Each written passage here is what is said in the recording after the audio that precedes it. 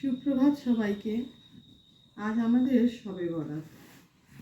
এটা মুসলিমদের একটা খুব সুন্দর রিচুয়ালস।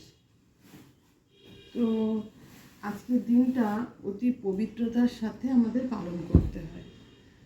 তো কাপড় চোপড়, বালিশে ওয়ার, বিছনা, চাদর, মোটামুটি ঘরের জিনিসপত্র সব পরিষ্কার করতে হয় এবং পরিষ্কারের সাথে আমাদের আজকে দিনটা পালন করতে হয়।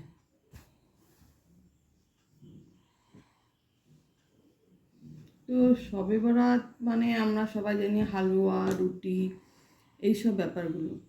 কিন্তু শবে বরাতের যে ইতিকথা, কিসের জন্য যে শবে বরাতটা হয়, সেটা আমরা অনেকেই জানি না। মেনলি আমাদের হিন্দু ভাই বোনেরা অনেকেই জানেন না যে কিসের জন্য এই শবে বরাত, বা কিসের জন্য অনেক জায়গায় বোমবাজি ফাটায়, চরকি ফুলঝুরি জ্বালায়, কিসের জন্য হয়।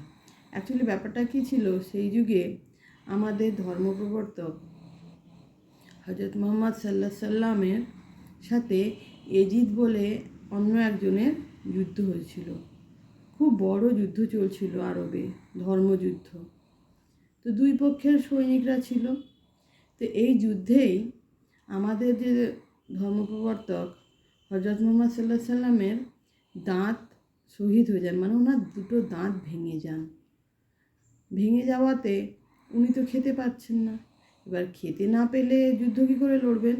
তো ওনার মেয়ে বিবি ফতেমা তখন কি করলেন, বাবার দাঁত ভেঙে গেছে, এইটা উনি করে বাবা কিছু খেতে পাচ্ছেন না, এই ভেবে রাতের অন্ধকারে মোমবাতি জ্বালিয়ে আটার ফিরনি করে নিয়ে গেছিলেন বাবাকে খাওয়াতে।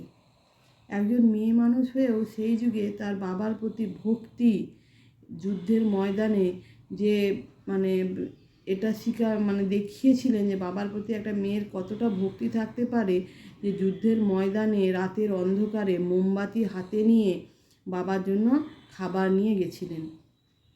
এটা সত্যি একটা তুলনার জিনিস, যে সহসা এটা সম্ভবপর হতে না সেই যুগে, ভাবুন। তো ওনার বাবা ওনার প্রতি খুবই খুবই খুশি হয়েছিলেন এবং ওনাকে আশীর্বাদ করেছিলেন যে আজকের এই রাত তুমি যে আমার জন্য করেছো, এইটা প্রতিটি মুসলিমের জীবনে একটি সৌভাগ্যের রাত হয়ে আসবে। তাই শবে বারাত, বারাত মানে ভাগ্য, এই সৌভাগ্যের রাতটা শবে বারাতকে আমাদের সৌভাগ্যের রাত হিসাবেও গণিত করা হয়।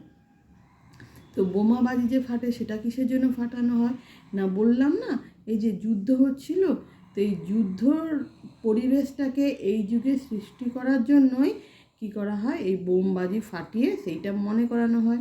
আর মোমবাতি কেন জ্বালানো হয় না, বিবি ফাতেমা মোমবাতি হাতে নিয়ে তার বাবার জন্য খাবার নিয়ে আসছিলেন, সেই কারণে প্রত্যেক বাড়িতে মোমবাতি জ্বালানো হয়। আর হালুয়া রুটিটা কেন হয়, উনি তো আর হালুয়া করে নিয়ে যাননি, উনি আটার, সেই যুগে যে আটা পাওয়া যেত, সেই আটার জন্য নরম টাইপের একটা খাবার করে নিয়ে গেছিলেন, যাতে ওনার বাবা খেতে পারেন। তো এই সব কারণের জন্যই এগুলো হয়। এবার মেনলি যেটা হয় শবে বরাতে, আমাদের বলা হয়, আমাদের ধর্মে আছে বলুন, যে আজকের রাতটায় প্রায় 1 বছরের জন্য আমাদের ভাগ্য লেখা হয়। তো এই রাতটাকে আমরা খুবই গুরুত্বপূর্ণ হিসাবে গণিত করি। এই রাতে আমরা সারা রাত ধরে নামাজ পড়ি, আমাদের যে ধর্মগ্রন্থ কোরআনুল মাজিদ আছে ওনার তেলাওয়াত করি, আমাদের পূর্বপুরুষ যারা চলে গেছেন থেকে ওনাদের কি বলবো, দোষ গুণ মাফ করার জন্য এবং ওনাদের আত্মার শান্তি কামনার জন্য কবরে কবরে গিয়ে আমরা কি করি, ভগবান আল্লাহ পাকের কাছে আমরা দোয়া চাই। এইসব বিভিন্নগুলো দিনগুলো আজকে আমরা করে থাকি। আমারও আজকে অনেক কাজ আছে, অনেক রকমের হালুয়া করতে হবে, রুটি করতে হবে, যেগুলো রেসিপি আমি আপনাদের সাথে ভিডিওতে অবশ্যই শেয়ার করব। তো আজকের মতন আমার ব্লগ এখানেই শেষ করলাম। সবাই ভালো থাকবেন।